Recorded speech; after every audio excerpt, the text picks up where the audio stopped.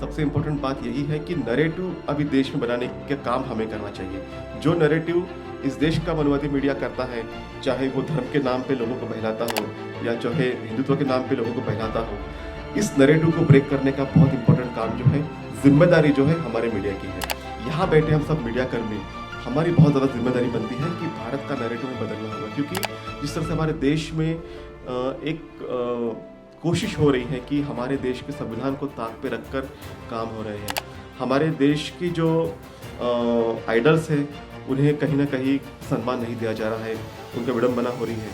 तो ऐसे इस माहौल में हम लोगों की बहुत जिम्मेदारी बनती है कि हम नैरेटिव बनाएं, हम लोगों को सोचने में मजबूर करें। हमें लोगों के माइंडसेट को बदलना है, हमें लोगों को माइंड को चेंज करना है, और ये काम जो है आज के बहुजन मीडिया का है। जिस तरह से देखते हैं कि जो शक्तियाँ हैं, जो देश विघातक शक्तियाँ हैं, जो शक्तियाँ चाहती है कि देश में हिंदू राष्ट्र स्थापित हो, जो शक्तियाँ चाहती है कि देश में मनुस्मृति फिर से स्थापित हो, इन शक्तियों को रोकने के लिए हमारे मीडिया की बहुत अहम भूमिका है।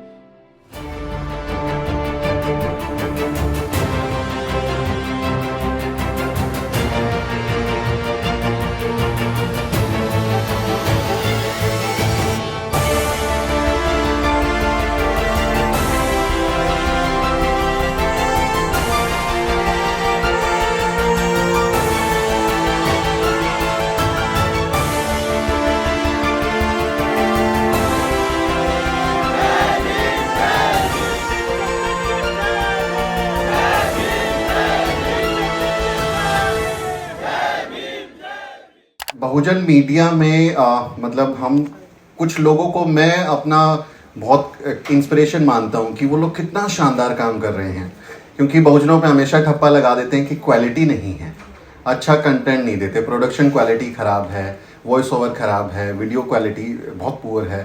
तो आवाज़ इंडिया इस मामले में सबसे शानदार हम लोगों का एक बहुजन मीडिया चैनल है, न्यूज़ चैनल है, जो कि केबल टीवी पर आता है, और इकलौता आई गेस आवाज़ इंडिया भारत का चैनल है जो केबल पर आता है, 4 राज्यों में जिसकी पहुंच है। तो एक नेशनल मीडिया, राष्ट्रीय न्यूज़ चैनल को बनाने की तरफ बढ़ते हुए हैं अमन कामले, और हमें यकीन है कि हम सब लोग मिलकर, जब आप जैसे बहुत सारे पत्रकार ट्रेन हो जाएंगे तो आप हमें अपनी टीम में भी रखेंगे और हम मिल के इस देश में राष्ट्रीय बहुजन मीडिया खड़ा करेंगे। तो बहुत बहुत स्वागत है अमन भाई, आए और इस शो को इनॉग्रेट करें। थैंक्स आप सभी का, सबको गुड मॉर्निंग और जय भीम। और सुमित भाई का बहुत बहुत आभार, शुक्रिया कि उन्होंने मुझे निमंत्रित किया इस प्रोग्राम में। सबसे पहले तो मैं अपने जो आदर्श है, महाकारुणिक तथागत भगवान गौतम बुद्ध, प्रियदर्शी सम्राट अशोक, संत कबीर, संत रविदास, माता सावित्री, माता रमाई, माता जिजाऊ, महानाम गुरु ज्योतिबा फुले तथा राष्ट्र निर्माता डॉक्टर आम्बेडकर, इनको अभिवादन करता हूँ।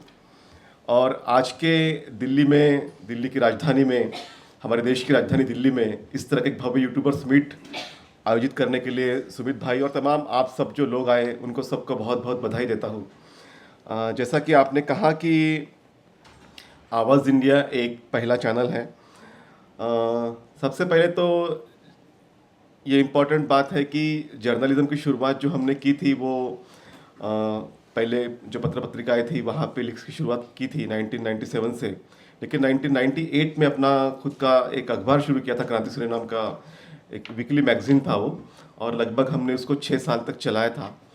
और 2005 में फिर हमने ईटीवी ज्वाइन किया था, और ईटीवी वो उस वक्त जो था रीजनल मीडिया में केवल ईटीवी और सह्याद्री 2 ही चैनल्स थे, और हमें लगा कि ये एक अच्छा मौका है कि इलेक्ट्रॉनिक मीडिया में हमें अपने आप को स्थापित भी करना है, इलेक्ट्रॉनिक मीडिया कैसा है वो जानना भी है। और तब तक कोई ऐसे लोग भी नहीं थे कि जिनसे हम कह सके कि इलेक्ट्रॉनिक मीडिया कैसा होता है, क्या होता है। तो हमने सोचा कि नहीं, ये जाना चाहिए। तो हमें हैदराबाद में 3 साल तक वहाँ रहना पड़ा, क्योंकि वो बॉन्ड भी था। तो 3 साल तक वहाँ रहने के बाद में काफ़ी कुछ सीखने को मिला, काफ़ी बातें समझने को मिली, जानने को मिली, इलेक्ट्रॉनिक मीडिया कैसे काम करता है, एडिटिंग सेक्शंस हो या फिर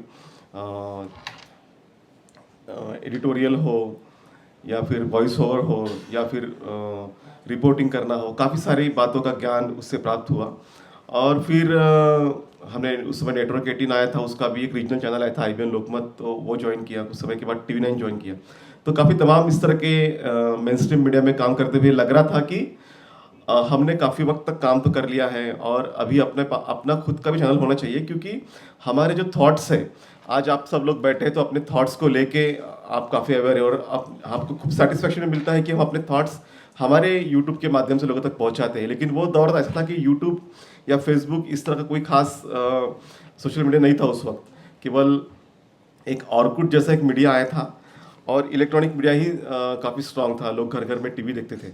तो हमें लगा कि क्यों ना हम जो अनुभव अपना किया है तो उसको हम लोगों तक पहुंचाएं। तो इसलिए हमने सबसे पहले जो सोचा कि अपना चैनल शुरू होना चाहिए, लेकिन उसके लिए बहुत पैसा लगता है, बहुत मैन पावर लगता है, टेक्निकल बातें काफ़ी लगती है, सारी बातें थी। लेकिन जब तमन्ना सच्ची हो तो रास्ते निकल ही आते हैं। तो सबसे पहले तो हमने 2011 में एक बुद्धा टीवी की शुरुआत की थी, दीक्षा भूमि से ही, और काफ़ी बड़ा प्रोग्राम वो हुआ था। लेकिन हमें लगा कि ये चैनल जो है केवल बुद्धिज्म को ही प्रमोट करेगा, और धार्मिक चैनल के तौर पे लोग देखने लगे थे उसको। तो हमें ऐसा लगा कि धार्मिक चैनल के जगह हमें क्योंकि हमें सबको वॉइस देनी है, और बहुजन मीडिया का कंसेप्ट हमारा था, तो हमने सोचा कि अब नेम चेंज करके नया चैनल शुरू करना चाहिए। तब हमने आवाज़ इंडिया की 2013 में ही शुरुआत की थी, और 14 अप्रैल को ही उसकी शुरुआत हुई थी। और जब ये शुरुआत की थी तो हमने अपना जो थीम था वो रखा कि नेशनलिज्म ये हमारा थीम होना चाहिए, और बहुजनवादी हमारा थीम होना चाहिए, हमारी विचारधारा होनी चाहिए। और उसी के तहत हम आगे बढ़े, और लगभग आज भी वहाँ पे जो नागपुर स्टेट से जो जाता है, तो लगभग 4 राज्यों में तो हम जाते ही हैं, 4 स्टेट्स में। और अब उसकी रीच काफ़ी बढ़ गई है, लगभग 2 करोड़ लोगों तक हम टेलीविज़न पे पहुँचते हैं। लेकिन हमने एक कोशिश की थी 2016 में कि हमने सैटेलाइट चैनल इसका लॉन्च किया था 2016 में मुंबई से। और तो हमने BKC बांद्रा कुर्ला कॉम्प्लेक्स में आमिर खान को बुलाया था, और काफ़ी बड़े बड़े सेलिब्रिटीज उस वक्त में आए थे। तो 2016 में हमने काफ़ी कोशिश करने के बाद एक सैटेलाइट चैनल शुरुआत किया था, और लोगों ने काफ़ी रिस्पॉन्स भी दिया। मुझे लगता है कि लगभग यूपी, बिहार, गुजरात, हिमाचल से लेके वेस्ट बंगाल तक लगभग 12 स्टेट्स में हमने इसको पहुंचा दिया था। लेकिन सैटेलाइट चैनल का सुमित भाई को पता है कि खर्चा बहुत ज़्यादा है, और उसका जो रेवेन्यूज़ मॉडल था वो प्रॉपरली मैनेज नहीं हो पाया। तो 1 साल तक हम उसको चला पाए, लेकिन 1 साल के बाद वापस हमें बैक आना पड़ा। लेकिन बिल्कुल उम्मीद है कि इसके आगे भी, जैसे सुमित भाई ने कहा, कि हम बहुत ही ज़ोर शोर से आगे आएंगे और उसको सैटेलाइट चैनल को फिर से स्थापित करेंगे। तो बहरहाल आज हम जब बहुजन यूट्यूबर्स की बात कर रहे हैं, बहुजन कंसेप्ट को लेके आज हम लोग इतने सब प्रभावित है, तो एक बात बहुत इंपॉर्टेंट जो मैं कहना चाहूँगा आप सबके लिए, कि बाबा साहब की 2 बातें बहुत इंपॉर्टेंट है कि जो आपने हमेशा अपने दिल में रखना है। वो कहते हैं कि लो एम इज़ क्राइम। तो आपका विजन जो है वो हमेशा बड़ा होना चाहिए। और नेपोलियन बोनापार्ट का एक हमेशा तस्वीर उनके पास होती थी, और वो उसमें लिखा था कि नथिंग इज़ इम्पॉसिबल, मतलब दुनिया में कोई भी चीज़ जो है इम्पॉसिबल नहीं है। और वो आगे कहते हैं कि बुद्धि का विकास ही मानवीय अस्तित्व का अंतिम लक्ष्य होना चाहिए। मतलब ये जो उनकी बातें हैं, ये बातें जो है हमारे मीडिया कर्मियों के लिए बहुत इम्पोर्टेंट है, क्योंकि हमको आगे जाना है तो इन बातों को लेकर आगे जाना है। थोड़ा सा हम फ्लैशबैक में अगर आए तो बहुजन कंसेप्ट ये कैसे आई, तो भगवान बुद्ध का एक बहुत ही इम्पोर्टेंट जो उसका स्पीच है, जो शुरुआत वो करते हैं कि चरित भिक्खवे चारिकम बहुजन हिताय बहुजन सुखाय लोकानुकंपाय अत्था हिताय सुखाय सब देव मनुष्याय। मतलब उन्होंने कहा था कि वो तो उन्होंने भिक्षुओं को कहा था कि हे भिक्षुओ, इस दुनिया में जो भी लोग हैं उनके सुख के लिए, उनके मंगल के लिए, उनकी कामना के लिए आप जाइए और उनके लिए काम कीजिए। तो वहाँ से एक बहुजन कंसेप्ट की शुरुआत हुई थी। बहुजन का मतलब बहुतों का कल्याण, अधिकतर लोगों का कल्याण। तो यही कंसेप्ट जो है धीरे धीरे आगे बढ़ी, और उस समय सम्राट अशोका का जो समय था, उस समय मीडिया जो था वो क्या था, वो पत्थरों पर लिखा करते थे, और पत्थरों के माध्यम से जो है बुद्ध की वाणी, बुद्ध की बातें, या फिर जो भी उस समय के काम थे वो हमें समझ में आए। उसके बाद में धीरे धीरे धीरे वक्त बढ़ते गया। फिर आपने देखा कि वो खलीफा आता था, उस पर माध्यम होता था, या फिर लोग गाँव-गाँव में वो ड्रम पीटते थे और लोगों को इकट्ठा करते थे, वो भी एक मीडिया का ही काम था। लेकिन जैसे जैसे वक्त बढ़ते गया और मीडिया काफ़ी इन्हांस होते गया, और फिर प्रिंट मीडिया की शुरुआत हुई। हम सब जानते हैं कि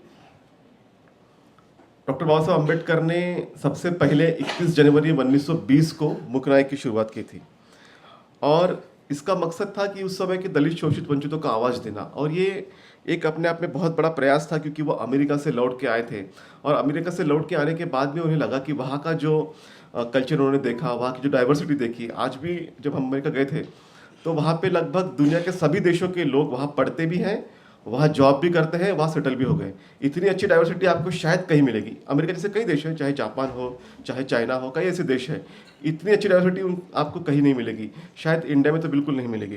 तो जब उन्होंने देखा कि ये जो डाइवर्सिटी है, ये जो लोग समानता है, तो इसे हमें मीडिया के तौर पे लाना चाहिए। और वो हमेशा कहते थे कि किसी भी आंदोलन के लिए मीडिया की बहुत ज़्यादा ज़रूरत है। अगर ज़रूरत है, अगर किसी आंदोलन के पास अपना मीडिया नहीं है तो उसकी अवस्था ऐसी होती है कि जिसके एक पक्षी तो है, जिसको पंख नहीं है, उसके पंख कतर दिए गए हैं। तो इस तरह से हमारा आंदोलन जो है अफेक्ट हो सकता है। तो इसलिए उन्होंने मीडिया की भूमिका को काफ़ी समझा था। तो इसलिए उन्होंने 3 अप्रैल फिर 1927 को उन्होंने फिर जो है बहिष्कृत भारत की स्थापना की थी। 1928 को समता तथा यह अखबार जो है लगभग 25 साल तक चला था, और 1956 को फिर उन्होंने प्रबुद्ध भारत की स्थापना की, और ये प्रबुद्ध भारत ये जो अखबार है वो चला, उसकी स्थापना की, और ये भी अखबार लगभग 33 साल तक चला। अभी प्रकाश आंबेडकर जो है वो इस अखबार को चलाते हैं। लेकिन इससे पहले भी महात्मा फुले के समय में दीनबंधु ये अखबार जो था, ये 1 जनवरी 1877 को कृष्णराव भालेकर इन्होंने इसकी स्थापना की थी, और लगभग 100 साल तक ये अखबार चला था। और ये हमारे आंदोलन का क्योंकि हमारे जो भी महापुरुष हुए हैं उन्होंने अखबार की भूमिका को बहुत इंपॉर्टेंट दिया है, चाहे महात्मा फुले हो, चाहे डॉक्टर आम्बेडकर हो, चाहे माननीय साहब कांशीराम हो। तो ये जो अखबार था उस समय दलित, ये ओबीसी द्वारा बनाया गया अखबार था, पहला बहुजन अखबार था कि किसी ओबीसी व्यक्ति से शुरू किया था, और दलित और ओबीसी विमर्श ये इस अखबार के मुख्य मुद्दे थे। और गोपाल बाबा वलंकर जो पहले दलित पत्रकार थे वो इसके संपादक भी रहे, वो यहाँ पे काफ़ी लिखते भी थे। तो बहरहाल डॉक्टर आम्बेडकर के आंदोलन में जैसा मैंने 4 जो अखबार का जिक्र किया, इन्होंने बहुत अपनी इम्पोर्टेंट भूमिका निभाई है। बाबा साहब ने जो आंदोलन समानता के लिए चलाए देश भर में, वो सारे आंदोलन का जो रिपोर्टिंग थी वो इसमें आती थी, लोगों तक बातें पहुंचती थी, और लोगों तक बातें पहुंचने के बाद में लोग रिएक्टिव होते थे, लोग उसके माध्यम से जो है हमारे आंदोलन को एक नई दिशा मिलती थी। और यही बात जो है उसके बाद में तमाम कई ऐसे अखबार निकले, चाहे पटना का अम्बेडकर टुडे हो, लखनऊ से निकला, काफ़ी अखबार उस समय से अभी तक अभी भी अनगिनत ऐसे अखबार है, वीकली मैगजीन्स है जो अभी भी शुरू है। तो ये हमारे आंदोलन का ही परिणाम था कि अखबारों ने अपनी बहुत बेहद भूमिका निभाई है। माननीय साहब कांशीराम ने जब अपना आंदोलन शुरू किया था तब उन्होंने सबसे पहले ऑपरेस्ट इंडियन शुरू किया, ये इंग्लिश अखबार था। और जब उन्हें लगा कि अब हमारे आंदोलन का और तेजी से बढ़ाना है, तब उन्होंने बहुजन नायक और बहुजन संगठक ये 2 अखबार निकाले। बहुजन संगठक जो था वो हिंदी में था, और बहुजन नायक था जो रीजनल लैंग्वेजेस था, लगभग 15 रीजनल लैंग्वेजेस में बहुजन नायक प्रकाशित हुआ था। तो ये जो, और बहुजन टाइम्स भी डेली अखबार जो है वो भी शुरू किया गया था, दिल्ली से भी शुरू किया गया था और नागपुर से भी शुरू किया गया था। तो ये जो अखबार थे, ये जो मीडिया था, इन्होंने हमारे आंदोलन को बिल्टअप करने में, हमारा विमर्श, हमारा नैरेटिव स्थापित करने में बहुत इंपॉर्टेंट भूमिका निभाई। जब मेरे साहब माननीय कांशीराम का इंटरव्यू लिया था 1999 में, तब आप सोचिए 1999 में जब इलेक्ट्रॉनिक मीडिया भी इतने अपने इस लेवल पे नहीं था, इलेक्ट्रॉनिक मीडिया भी जस्ट शुरू हुआ था, तब साहब ने नोएडा में ज़मीन खरीदी थी, कांशीराम साहब ने, और वो कहते थे कि नोएडा हमारा सेंटर होगा इलेक्ट्रॉनिक मीडिया का। तब उनकी बहुत बड़ी सोच थी, क्योंकि उन्हें पता था कि मीडिया के माध्यम से ही क्योंकि हम तो बार बार ये कहते हैं कि मनुवादी मीडिया हमारी बातों को छापता नहीं है या दिखाता नहीं है, तो अपना ही अल्टरनेटिव मीडिया क्यों न बनाया जाए, ये सोच के कारण ही वो मीडिया बनाया गया था। और मुझे याद है कि बहुजन नायक जो मराठी में आता था, उसके केवल नागपुर में ही लगभग 15,000 सर्कुलेशन था, केवल नागपुर में। थ्रूआउट महाराष्ट्र में उसके लगभग 2 से 2 लाख के आसपास सर्कुलेशन हो गया था। तो इतना बड़ा रोल जो था वो मीडिया ने उस वक्त प्ले किया था, वो प्रिंट मीडिया था। लेकिन आज हम इलेक्ट्रॉनिक मीडिया के दौर में हैं, और आज अगर हम देखा जाए तो ये जो बहुजन आंदोलन जिसकी हम बात करते हैं, क्योंकि हमने बहुजन यूट्यूबर्स मीट भी रखी है, तो बहुजन आंदोलन को कहीं ना कहीं अब लीडरशिप का एक बहुत बड़ा वैक्यूम भी हमारे आंदोलन में है। और ऐसे समय में जिस तरह से देखते हैं कि जो शक्तियाँ हैं, जो देश विघातक शक्तियाँ हैं, जो शक्तियाँ चाहती है कि देश में हिंदू राष्ट्र स्थापित हो, जो शक्तियाँ चाहती है कि देश में मनुस्मृति फिर से स्थापित हो, इन शक्तियों को रोकने के लिए हमारे मीडिया की बहुत अहम भूमिका है। और जिस तरह से आज हम लोग सब इकट्ठा आए हैं, इसके पहले भी लास्ट ईयर ये आयोजन हुआ था, लेकिन इस आयोजन के माध्यम से हमें जैसा कि सुमित जी ने कहा कि हमारे क्वालिटीज़ को मेंटेन करना बहुत ज़रूरी है, हमारे वॉइस की क्वालिटी हो, हमारे एडिटिंग की क्वालिटीज़ हो, क्योंकि हमारा जो मीडिया है वो हमेशा वो जो मीडिया है जिसे लोग मेन स्ट्रीम मीडिया कहते हैं, वो मेन स्ट्रीम मीडिया नहीं रहा, मेन स्ट्रीम मीडिया में हम हो गए हैं। क्योंकि आज हमारे जो यूट्यूबर्स हैं, एक एक वीडियो 10-10, 15-15 लाख, 20-20 लाख, 1-1 करोड़ लोगों तक भी जाता है। तो ये जो नैरेटिव हमने बदल दिया है, ये आज हम मेन स्ट्रीम मीडिया का भी एक हिस्सा बन गए हैं। और मुझे बेहद खुशी है कि हम लोग जो दिखाते हैं उससे काफ़ी प्रभाव भी हो रहा है लोगों के ऊपर, काफ़ी बदलाव भी हो रहे हैं, और लोगों में काफ़ी अवेयरनेस भी आ रहा है। जो अवेयरनेस शायद पिछले कई सालों में देखा गया, उससे अधिक अवेयरनेस जो है इलेक्ट्रॉनिक मीडिया की क्रांति ने लाया है। चाहे इलेक्ट्रॉनिक मीडिया हो, चाहे ट्विटर हो, चाहे फेसबुक हो, अन्य ऐसे कई सेगमेंट्स हैं जिसके कारण आज हमारी बातें जो है होने लगी है। आज कई ऐसे फिल्में जो हैं वो हमारे कंटेंट के ऊपर बन रही है। तो ये हमारे मीडिया का, हमारे मूवमेंट का, हमारे आंदोलन का परिणाम है कि आज हम इस मकाम पे आए हैं कि आज हम उनसे टक्कर दे रहे हैं, आज हम उनसे आँख से आँख मिला पा रहे हैं। तो इससे आगे और जाना है, क्योंकि जैसा सुमित जी ने कहा कि ये कोई हमारी एंड लिमिट नहीं है। हमारा विजन बहुत बड़ा है, हमारा दायरा बहुत बड़ा होना चाहिए। और यूट्यूब ने तो हमें तो लिमिटलेस कर दिया है। एक तो इलेक्ट्रॉनिक मीडिया की बात तो यह है कि ठीक है, हमारे पास केवल 4 स्टेट है, लेकिन यूट्यूब के माध्यम से पूरे देश और दुनिया में हम कहीं भी जा सकते हैं। फेसबुक के माध्यम से देश दुनिया में कहीं जा सकते हैं, ट्विटर के माध्यम से कहीं भी जा सकते हैं। तो ये हमारे जो है स्ट्रेंथ है। तो हमें जो है सबसे इम्पोर्टेंट बात यही है कि नैरेटिव अभी देश में बनाने का काम हमें करना चाहिए। जो नैरेटिव इस देश का मनुवादी मीडिया करता है, चाहे वो धर्म के नाम पे लोगों को बहलाता हो या चाहे हिंदुत्व के नाम पे लोगों को बहलाता हो, इस नैरेटिव को ब्रेक करने का बहुत इंपॉर्टेंट काम जो है, जिम्मेदारी जो है हमारे मीडिया की है। क्योंकि जैसा मैंने पहले भी कहा कि लीडर्स क्या करेंगे क्या नहीं, इसके ऊपर हमें जाना नहीं है, लेकिन हम लोगों के पास में जो थॉट्स है, चाहे भगवान बुद्धा से लेके संत कबीर, संत रविदास से लेके जो हमारी परंपरा है, वो बहुत रिच परंपरा है। हमारे पास में बहुत रिच ऐसे महापुरुष हैं जिनकी जो विचारधारा है आज दुनिया के कई देश मानने लगे हैं। आज जब हम अमेरिका में गए थे तो डॉक्टर अंबेडकर पे कई देशों पे रिसर्च हो रहा है, कई देशों में के लोग जान रहे हैं, समझ रहे हैं, कई जगह पे उनके बस्ट लगे हैं। केवल बस्ट लग रहे हैं, मूर्ति लगाना इंपॉर्टेंट नहीं है। तो कई जगह पे, कई इंस्टीट्यूट्स, मलेशिया में डॉक्टर अंबेडकर चेयर है, कोलंबिया में डॉक्टर अंबेडकर चेयर है, वहाँ पे लोग पढ़ते हैं। जापान के कई इंस्टीट्यूट्स में डॉक्टर अंबेडकर चेयर है। साउथ अफ्रीका में जो विद्यापीठ है, विश्वविद्यालय, वहाँ डॉक्टर अंबेडकर चेयर है। तो बाबा साहेब का जो विचार है, जो हमारे समान तक विचार है, अब दुनिया मानने लगी है।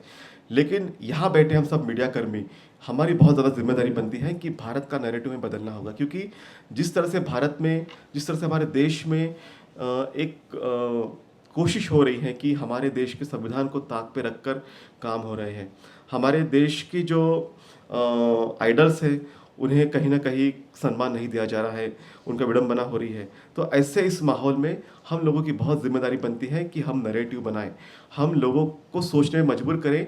हमें लोगों के माइंडसेट को बदलना है, हमें लोगों को माइंड को चेंज करना है, और ये काम जो है आज के बहुजन मीडिया का है। और मुझे लगता है कि काफ़ी सेशंस हमारे मीडिया में आज और कल 2 दिन तक होने वाले हैं, और इस सेशन के माध्यम से काफ़ी ब्रेनस्टॉर्मिंग भी होना है। आप लोग जो बड़े बड़े वक्ता इसके बाद भी आएंगे, आप उनके नोट्स लिखिए, समझिए, स्क्रिप्ट को समझिए, भाषा को समझिए। भाषा का बहुत इंपॉर्टेंट होता है हमारे सभ्यता में, क्योंकि भाषा ही कनेक्ट करती है एक में एक के साथ में। तो हमारी भाषा जो है बहुत ही सिंपल और सटीक होनी चाहिए, जो लोगों के दिल और दिमाग को भिड़ सके। तो इस तरह की कई ऐसी बातें हैं, कई टेक्निकल बातें हैं जिस पे कंटिन्यूस दिन भर हम लोग जो है चर्चा करते रहेंगे, हम लोग बातें करते रहेंगे। तो हम सबको ये बात रखनी है कि हमारा उद्देश्य बहुत बड़ा होना चाहिए, विजन बहुत बड़ा होना चाहिए, और हमारा जो ध्येय है वो बहुत ही विशाल व्यापक होना चाहिए, और हमें सबको समा के लेके जाना है। ऐसा नहीं है कि केवल हम लोग किसी एक विशिष्ट समुदाय के जाति के लिए है, हम इस देश के बहुजनों के लिए है। इस देश की जो 85% आबादी है, हम उसके लिए हैं। हम उसको रिप्रेजेंट करते हैं, उसका प्रतिनिधित्व करते हैं, तो सबको लेके साथ चल के हमें आगे जाना है। और मैं इंपॉर्टेंट बात और एक कहता हूँ कि जो मुझे बात विशेषता बाहर जाने के बाद में जो समझ में आती है, और हमने इस पर काफ़ी वर्क भी किया था, कि हम लोग सोशल पॉलिटिकल खबरें दिखाते हैं या उस पर एनालिसिस भी करते हैं, लेकिन जो एजुकेशनल सेगमेंट है उस पर भी हमने काफ़ी ध्यान देने की ज़रूरत है। आज जो हमारे बच्चे अमेरिका हो, जापान हो, दुनिया के कई देशों में पढ़ रहे हैं, तो इनके पास में अवेयरनेस नहीं है कि फॉरेन में जाने के लिए कैसे वहाँ के जो कोर्सेज होते हैं उसके लिए कैसे अप्लाई करें, कहाँ पे वैसे कहाँ वहाँ पर कैसे पहुँचे, स्कॉलरशिप कैसे मिलती है, ये सारी बातों से वो अवेयर नहीं है। और हम सब की जिम्मेदारी बनती है, क्योंकि हमने इसके पहले काफ़ी वीडियोस बनाए थे, हमने यूथ कॉर्नर जैसे कुछ प्रोग्राम्स बनाए, शोज़ भी बनाए, हमने करियर गाइडेंस के भी काफ़ी शोज़ बनाए। और मुझे बहुत बेहद खुशी है कि कई ऐसे जो बच्चे हैं जो आज कोलंबिया में हैं, हार्वर्ड में हैं, कहीं जापान में हैं, कहीं चाइना में है, वो वहाँ पे जाकर पढ़ रहे हैं। तो हमारे जो यूथ्स हैं जिन्हें लगता है कि हमें बाहर देश में जाके पढ़ना है, वहाँ की संस्कृति को समझना है, तो उनके लिए जो कंटेंट है वो भी कंटेंट आप बनाएं। तो एजुकेशन सेगमेंट पे आप काफ़ी ध्यान देना ज़रूरी है, क्योंकि हमारे जो भी आंदोलन के आइकॉन्स हैं उन्होंने एजुकेशन को बहुत ज़्यादा उसके ऊपर फोकस किया था। हमारी भी जिम्मेदारी बनती है कि जो यूथ्स जो है उनके एजुकेशन पे और उनके करियर गाइडेंस पे हम लोग काफ़ी ध्यान दें। काफ़ी ऐसी सेगमेंट्स है आज की जिसमें काफ़ी जॉब अपॉर्चुनिटीज़ है, उस पर भी हम ध्यान दें। तो ये जो एक हमारे मीडिया का जो फोकस होना चाहिए, ये भी होना चाहिए कि हमारे यूथ्स के लिए हम क्या कर सकते हैं, हमारे जो एंटरप्रेन्योर्स हैं उनको हम कैसे आगे बढ़ा सकते हैं, इस पर भी हमने ध्यान देना चाहिए। और इसके माध्यम से रेवेन्यू जनरेशन पे भी हमने ध्यान देना चाहिए, क्योंकि रेवेन्यू तो यूट्यूब से आएगा, फेसबुक से आएगा, ट्विटर से आएगा, लेकिन इसके अलावा भी आपकी गुडविल से भी रेवेन्यू आता है।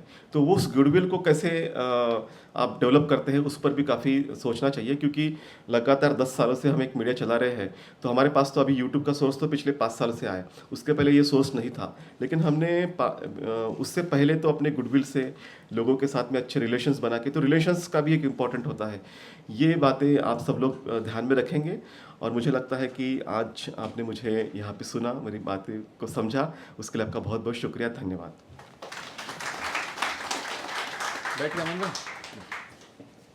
बहुत बहुत शुक्रिया अमन भाई। और बिल्कुल आपने जैसे बाबा साहब के शब्दों का जिक्र किया कि छोटा सपना देखना अपराध होता है, बड़ा सपना देखिए और उस सपने को सच करने की कोशिश कीजिए। और आवाज़ इंडिया और आपकी टीम जो कर रही है उस बड़े सपने को सच करने की कोशिश है।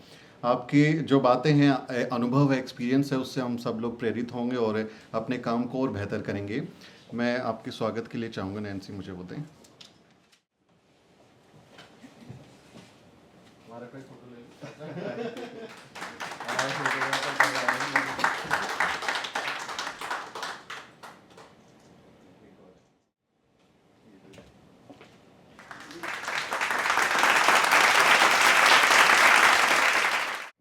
साथियों, अगर आपको द न्यूज वीक का काम पसंद है और आप चाहते हैं कि हम यूं ही अम्बेडकरवादी पत्रकारिता करते रहें, तो हमारी आर्थिक मदद जरूर करें।